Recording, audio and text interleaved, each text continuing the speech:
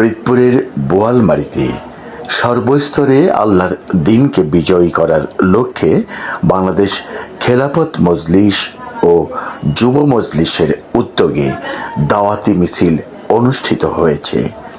মিছিলটি বোয়ালমারী সদরের গুরুত্বপূর্ণ সড়ক প্রদক্ষিণ করে চৌরাস্তায় এক সমাবেশে মিলিত হয়।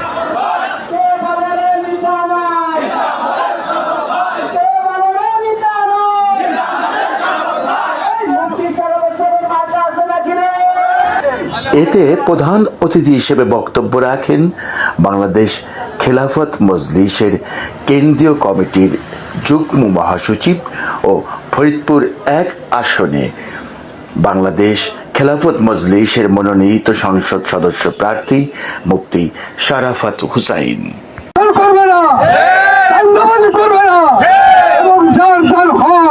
যেখানে আছে সুফল মতো বিতরণ করবে ইনশাল্লাহ। হকের পথে, ন্যায্যের পথে এবং সঠিক পথে আপনাদেরকে উদাত্ত আহ্বান জানিয়ে আল্লাহুম্মা ইজ্জিল ইসলাম ওয়াল মুসলিমিন, আল্লাহুম্মা ইজ্জিল ইসলাম ওয়াল মুসলিমিন, আল্লাহুম্মা ইজ্জিল ইসলাম ওয়াল মুসলিমিন।